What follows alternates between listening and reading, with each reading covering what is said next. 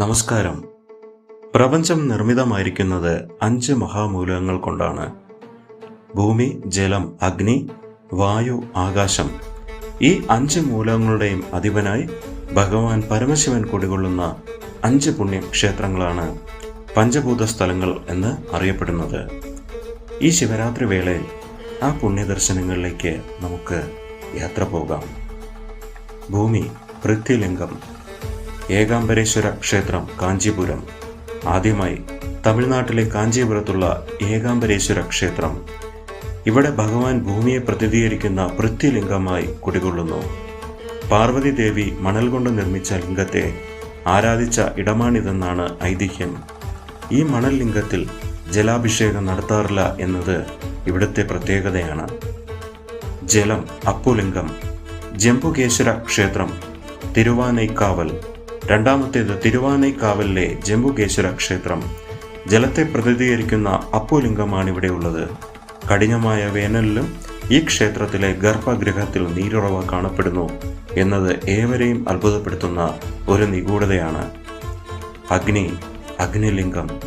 അരുണാചലേശ്വര ക്ഷേത്രം, തിരുവണ്ണാമലൈ. മൂന്നാമത്തേത് അഗ്നിയായി ഭഗവാൻ ജ്വലിച്ചു നിൽക്കുന്ന തിരുവണ്ണാമലൈ. ഭഗവാൻ ഒരു വലിയ അഗ്നിസ്തംഭമായി പ്രത്യക്ഷപ്പെട്ട ഇടമാണിത്.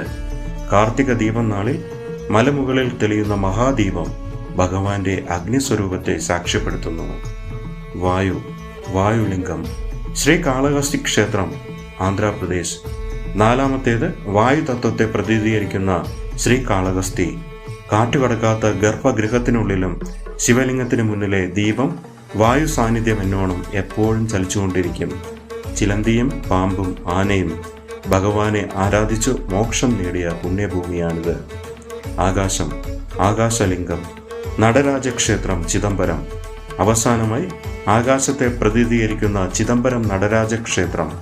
ഇവിടെ ഭഗവാൻ രൂപമില്ലാത്ത ചിദംബര രഹസ്യമായാണ് ആരാധിക്കപ്പെടുന്നത്. പ്രപഞ്ചത്തിന്റെ ഹൃദയസ്ഥാനമായി ഈ ക്ഷേത്രം സങ്കല്പിക്കപ്പെടുന്നു. പ്രപഞ്ചത്തിലെ ഓരോ അണുവിലും ശിവചൈതന്യം നിറഞ്ഞു നിൽക്കുന്നു എന്നതിൻ്റെ തെളിവുകളാണ് ഈ പഞ്ചഭൂത ക്ഷേത്രങ്ങൾ. ഈ ശിവരാത്രിയിൽ ഭഗവാന്റെ അനുഗ്രഹം എല്ലാവർക്കും ഉണ്ടാവട്ടെ. വീഡിയോ ഇഷ്ടമായെങ്കിൽ ഷെയർ ചെയ്യാനും സബ്സ്ക്രൈബ് ചെയ്യാനും മറക്കരുത്. ഓം നമഃ ശിവായ.